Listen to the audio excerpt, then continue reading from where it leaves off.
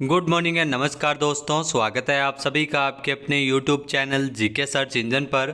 आज है 20 मार्च और 20 मार्च से रिलेटेड राजस्थान करंट अफेयर्स के जितने भी इम्पोर्टेंट क्वेश्चन हैं उन सभी को हम इस वीडियो में डिस्कस करने वाले हैं। तो पूरा वीडियो बहुत ध्यान से देखना और वीडियो के एंड में मैं आपसे क्वेश्चन पूछूंगा जिसका आंसर आप सभी को कमेंट बॉक्स में देना है। कल के वीडियो में मैंने आपसे क्वेश्चन पूछा था जो था हाल ही में राजस्थान में 15 मार्च को जयपुर मेट्रो फेज 1D का शिलान्यास किसके द्वारा किया गया था। तो यह शिलान्यास किया था जाबर सिंह खर्रा ने, यानी कि बी ऑप्शन इसका बिल्कुल सही था। जिन दोस्तों ने बी ऑप्शन कमेंट बॉक्स में सही जवाब दिया था उनको हार्दिक शुभकामनाएं। जी हाँ, राजस्थान में स्वायत्त शासन मंत्री है जाबर सिंह खर्रा। इन्होंने 15 मार्च को जयपुर मेट्रो की जो फेज 1D प्रोजेक्ट का शिलान्यास किया। करीब 204.81 करोड़ रुपए की लागत से मेट्रो के जो पैकेज 1D का निर्माण कार्य किया जाना प्रस्तावित है। मानसरोवर से अजमेर बाईपास तक मेट्रो कॉरिडोर का निर्माण किया जाएगा, जिसमें करीब 1.35 किलोमीटर का यह ट्रैक एलिवेटेड रहेगा। 204.81 करोड़ रुपए की लागत से मेट्रो फेज 1D का शिलान्यास किया गया था जाबर सिंह खर्रा के द्वारा। तो चलिए स्टार्ट करते हैं आज के राजस्थान करंट अफेयर्स। पहला क्वेश्चन है, राजस्थान में Rajiv Gandhi scholarship for academic excellence योजना, इसमें कितने प्रतिभावान छात्र छात्राओं को विदेश में अध्ययन के लिए भेजा जाएगा। जी हाँ, पहले ये राजीव गांधी जी के नाम पर योजना संचालित होती थी, जिसमें जो पूर्व कांग्रेस सरकार के द्वारा 500 छात्र छात्राओं को विदेश में अध्ययन के लिए भेजा जाता था, लेकिन अब इसका थोड़ा दायरा परिवर्तित किया गया है। अब इसमें ध्यान रखना 300 छात्र छात्राओं को भेजा जाएगा विदेश में अध्ययन के लिए, जबकि 200 को देश के ही उच्च शिक्षण संस्थानों में अध्ययन करवाया जाएगा, यानी कि सी ऑप्शन इस क्वेश्चन का बिल्कुल सही है। आइए जानते हैं इम्पोर्टेंट फैक्ट्स। यह राजस्थान के भजन लाल शर्मा जो मुख्यमंत्री है, भाजपा सरकार ने कांग्रेस सरकार में प्रतिभावान छात्र छात्राओं को विदेश में पढ़ाई के लिए भेजने को लेकर शुरू की गई थी Rajiv Gandhi scholarship for academic excellence योजना। इस योजना का नाम बदलकर अब Swami Vivekananda scholarship for academic excellence योजना किया गया है। योजना का नाम बदलने के साथ ही सरकार ने विदेश शिक्षा का दायरा भी घटा दिया है। जहां पर पहले 500 छात्रों छात्राओं को विदेश में पढ़ाई का अवसर मिलता था, वहीं अब 300 छात्राओं को इसमें विदेश जाने का अवसर मिलेगा। सरकार की ओर से 200 छात्रों को देश विदेश, जो देश में ही, ध्यान रखना विदेश नहीं, देश में ही उच्च शिक्षण संस्थानों में पढ़ाएगी, जबकि विदेश में 300 छात्र छात्राओं को इसका मौका मिलेगा। छात्रवृत्ति अवार्ड के लिए आवेदन का जो पोर्टल है वो 1 अप्रैल से शुरू होगा। नेक्स्ट क्वेश्चन है, राजस्थान से किसने आईआईटी कानपुर और आईआईटी पलक्कड़ के साथ मिलकर एक ऐसा ड्रोन विकसित किया है जो हवा में उड़ने के साथ साथ पानी की सतह पर भी तैर सकता है। जी हाँ, ऐसा जो ड्रोन तैयार किया गया है आईआईटी जोधपुर, आईआईटी कानपुर और आईआईटी पलक्कड़ के द्वारा मिलकर ये तैयार किया गया है, यानी कि बी ऑप्शन इसका बिल्कुल सही है। आइए जानते हैं इम्पोर्टेंट फैक्ट्स। तो भारतीय प्रौद्योगिकी संस्थान आईआईटी जोधपुर ने आईआईटी कानपुर और आईआईटी पलक्कड़ के साथ मिलकर एक ऐसा ड्रोन विकसित किया है जो हवा में उड़ने के साथ साथ पानी की सतह पर भी तैर सकता है। पानी के अंदर पनडुब्बी की तरह ये मूव करता है। यह ड्रोन पानी के अंदर 8 घंटे रह सकता है। इसके लिए इसकी डिज़ाइन भी पनडुब्बी की जैसी ही बनाई गई है। हवा में उड़ने और पानी में जो चलने की जो तकनीक है वो वर्तमान में अमेरिका और चीन जैसे देशों के पास है। ऐसे में तीनों आईआईटीज़ का ये ड्रोन भारतीय सेना के साथ साथ बचाव, राहत अभियान और समुद्र तटों पर तेल रिसाव जैसे मामलों में मील का पत्थर साबित हो सकता है। अगला क्वेश्चन है, अमेरिकी अटैक हेलीकॉप्टर AH-64E अपाचे की तैनाती राजस्थान में कहाँ होगी। तो इस हेलीकॉप्टर की जो तैनाती है वो राजस्थान में जोधपुर में होगी, यानी कि बी ऑप्शन इसका बिल्कुल सही है। आइए जानते हैं इम्पोर्टेंट फैक्ट्स। तो अफगानिस्तान में युद्ध के दौरान हिंद कुश पहाड़ियों में छिपे तालिबानी और अलकायदा के आतंकवादियों का सफाया करने वाले अमेरिकी अटैक हेलीकॉप्टर AH-64E अपाचे, इसकी जोधपुर मिलिट्री स्टेशन पर तैनाती की जाएगी। सेना मुख्यालय में आर्मी एविएशन कोर के DG lieutenant general Ajay Suri के साथ वरिष्ठ अधिकारियों की मौजूदगी में ज़मीनी लड़ाई का सबसे घातक हथियार जो हेलीकॉप्टर है इसे माना जाता है अपाचे, जिसकी तैनाती को मंजूरी दी गई है। अमेरिकी कंपनी बोइंग से भारतीय सेना को 6 अटैक हेलीकॉप्टर अपाचे मिलेंगे और इसमें मई में 2 हेलीकॉप्टर्स की तैनाती जोधपुर मिलिट्री स्टेशन पर की जाएगी। इसके बाद से 4 हेलीकॉप्टर भी जोधपुर आएंगे। नेक्स्ट क्वेश्चन है, online travel portal Conde नास्ट traveller ने देश के बेस्ट सफारी लॉज में प्रथम स्थान किसको रखा है? तो इसमें प्रथम स्थान पर रहा है चुंडा शिकार ओदी उदयपुर में। ये सफारी लॉज है जिसको प्रथम स्थान पर रखा गया है। सी ऑप्शन इसका बिल्कुल सही है। आइए जानते हैं इम्पोर्टेंट फैक्ट्स।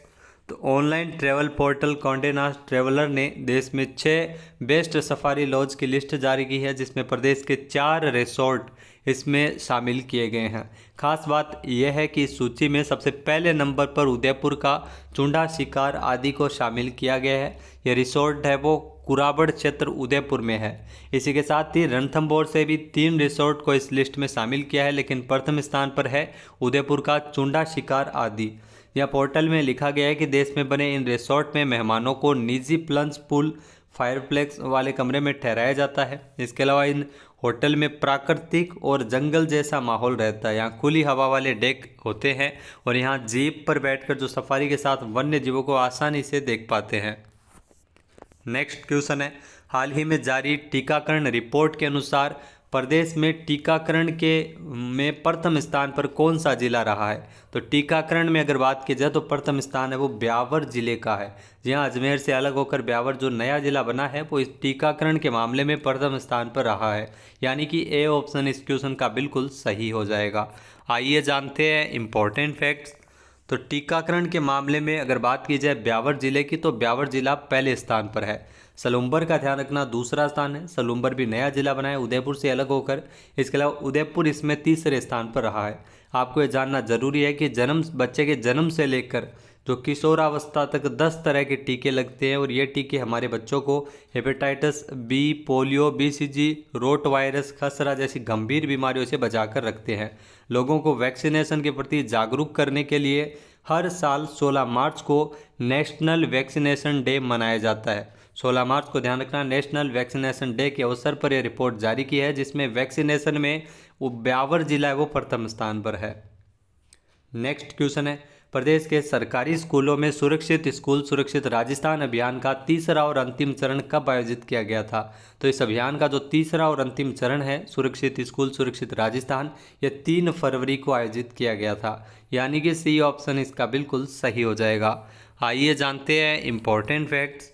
तो प्रदेश के सरकारी स्कूलों में अध्ययनरत बच्चों में असुरक्षित स्पर्श के प्रति जागरूक करने के लिए, इस जागरूकता से समाज में चाइल्ड अब्यूज़ की घटनाओं पर लगाम लगाने के लिए सुरक्षित स्कूल सुरक्षित राजस्थान अभियान, इसका तीसरा और अंतिम चरण 3 फरवरी 2024 को नो बैग डे एक्टिविटी के तहत आयोजित किया गया था। सुरक्षित स्कूल सुरक्षित राजस्थान अभियान के तीसरे चरण में राज्य के 65,000 से अधिक सरकारी स्कूलों में एक साथ आयोजित इस गतिविधि में 45,55,358 विद्यार्थियों के लिए 1,03,920 रिपीटेशन सत्र है वो आयोजित किए गए थे।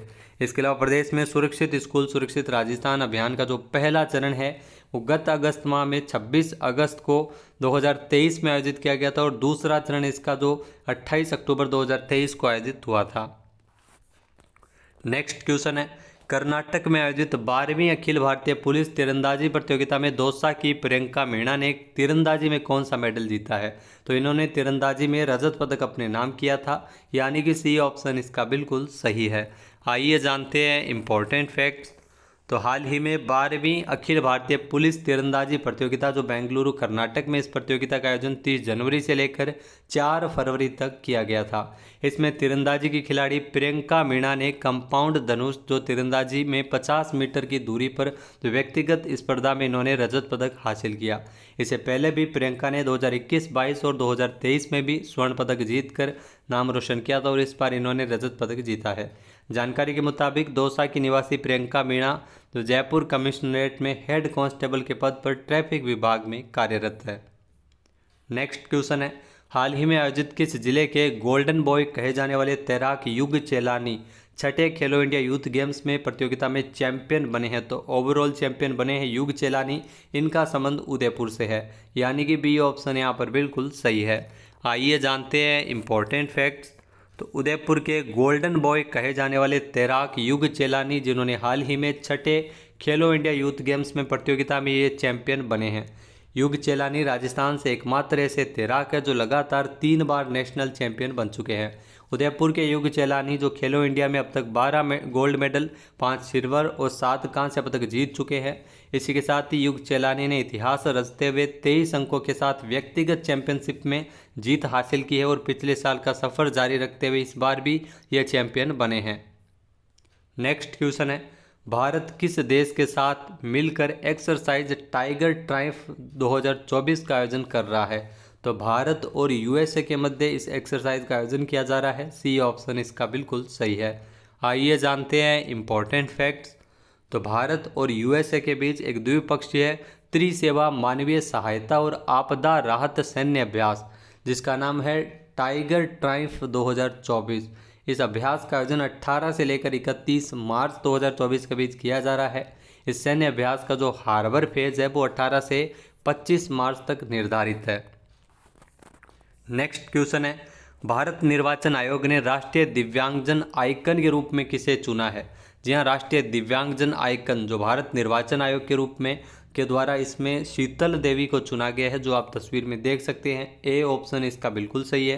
ये चर्चा में रही है शीतल देवी, और इनके हाथ नहीं है और पैरों से ये तीरंदाजी प्रतियोगिता में भाग लेती है और इनको अर्जुन पुरस्कार भी मिला है।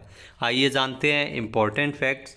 तो पैरा तीरंदाज और अर्जुन पुरस्कार विजेता शीतल देवी को भारत निर्वाचन आयोग के द्वारा राष्ट्रीय दिव्यांगजन आइकन के रूप में इन्हें नियुक्त किया गया है। वहीं लोकसभा चुनाव को देखते हुए इलेक्शन कमीशन इंडिया और भारतीय क्रिकेट कंट्रोल बोर्ड के द्वारा मतदाता शिक्षा को बढ़ावा देने के लिए एक प्रदर्शनी क्रिकेट मैच का भी आयोजन किया गया था। अब बात करते हैं आज के हमारे क्विज के, जिसका आंसर आप सभी को कमेंट बॉक्स में देना है। तो आज का क्विज है, राजस्थान में आगामी शैक्षणिक सत्र 2024-25 में कितने नए मेडिकल कॉलेज है वो राजस्थान में खुलेंगे? एक बार फिर से सुनिएगा, राजस्थान में आगामी शैक्षणिक सत्र 2024-25 में कितने नए मेडिकल कॉलेज है वो खुलने वाले हैं? इसका सही आंसर आपको कमेंट बॉक्स में देना है। और अगर ये वीडियो आपको पसंद आए तो इसे लाइक और शेयर करना बिल्कुल न भूलिएगा। चैनल पर नए जुड़े हैं, सब्सक्राइब नहीं किया है तो भी सब्सक्राइब बटन पर क्लिक करें। इस वीडियो की जो PDF फाइल है वो आप वीडियो के डिस्क्रिप्शन बॉक्स से डाउनलोड कर सकते हैं और इस क्वेश्चन का आंसर आप वोट करके भी कर सकते हैं। इसके अलावा दोस्तों, राजस्थान करंट अफेयर्स का जो अपडेटेड है वो अपडेट जो PDF है वो पिछले जो current affairs weekly current affairs तक अपडेट हो चुकी है। 17 मार्च तक अपडेट है, जिसे आप देख सकते हैं। और साथ ही साथ टेस्ट भी अपलोड कर दिया गया है, तो टेस्ट भी आप ज़रूर दीजिएगा। महत्वपूर्ण 30 क्वेश्चन जो अपडेटेड आपको GK सर्च इंजन एप्लीकेशन में मिल जाएंगे, जिसका जो कोर्स का लिंक आपको वीडियो के डिस्क्रिप्शन बॉक्स में मिलेगा। जय हिंद, जय भारत, जय राजस्थान।